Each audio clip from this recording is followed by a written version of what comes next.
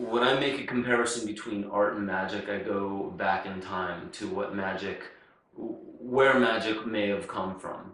And obviously there's a breakdown. The farther back you go, there's fewer and fewer people speaking actually and using those terms, magic. But you look at some of the divination forms, let's say the tarot, and you have the Magi. And the tarot is meant to be, I believe, less predictive and more reflective. You're seeing a window into the soul, or an aspect of one's consciousness. And you see the Magi, and some of the symbolism behind that is really, it's just one individual holding a wand up into the air, and then a hand pointing down to the earth. And in a sense, the vessel, the human body, is a channel by which something, heavenly comes to something earthly. And that really, to me, is a representation that we, as a physical organism, we have something inherent within us that we can tap into, something that many of us don't seem to know how to tap into today, whether we're numbed from pharmaceuticals or the types of food we eat, or just the information has been lost. I believe that the artistic capacity within humanity is actually the link back to what magic would have been, not the Hollywood magic where poof, you're a newt, or poof, you're a monkey now, and see if you can break my spell. It's a very Hollywood way of looking at it, where it looks like the wand you're holding has the power. When in reality, magic, whether you're holding a wand or an athame, the altar, the candle that never goes out, these are things that reflect an aspect of consciousness and help the magician, the practicing magician, focus any of these forces that were given inherently from birth. So I believe that the actual connection between art and magic, if you're looking at the real tradition of what magic is there's a science based in it. And I forget who actually said this quote, but any sufficiently advanced technology is indistinguishable from magic. So there really is no disconnect. When you think of magic, it typically always lies beyond the sphere of our logic, but I think it does that because it beckons us to actually expand and absorb more of what there really is. There is more logic beyond what we have. There's more of a scientific order, or higher orders beyond of what we can fathom now. And just our ability to surrender to the fact that we don't know everything and we can open up to more, then I believe that's the process of expanding consciousness and recognizing that there are higher orders. And when we tap into that, let's say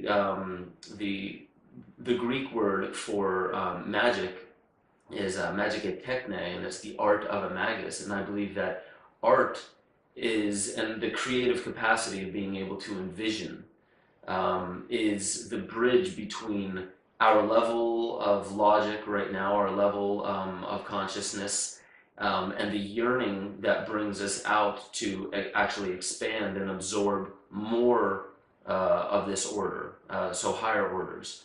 So basically what that's getting at is art is our bridge, our ability to imagine, our ability to use these capacities that we were given from birth, the artistic faculty, the imaginative faculty.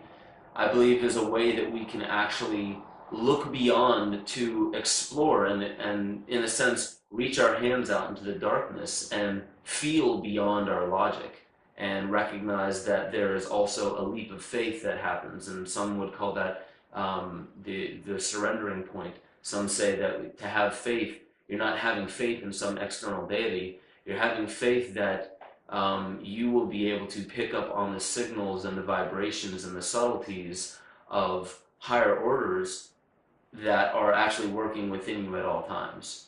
So I believe that art, today we wouldn't call it magic because that's kind of a bastardized term, but I believe that everybody resonates with, yeah, we all have an artistic capacity, whether it be very little, whether some people say, yeah, I know if I really put my energy towards it, I could probably come up with a song or dance a little more, do something in the artistic realm. But I think those are really just like, let's say, dance and painting. I think those are avenues to allow us to explore what art is, but that's not art per se. Those are skills. And I think a true magician is really just somebody who recognizes a higher order, and they are using that art form or that craft to be able to channel it through their physical being. And in that respect, then a magician really isn't practicing magic. They're practicing their art. They're practicing a craft. They're using something that is tried and true. There is a science to it. But to others who haven't been able to really cognize what that is or bring it into their logic, it looks like magic.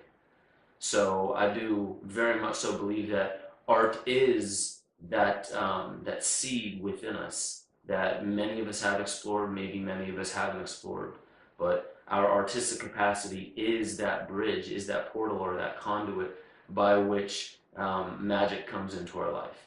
And I think a lot of the magic will first start showing up in our lives when we start taking a leap of faith and looking for the synchronicities that are abundant in our life.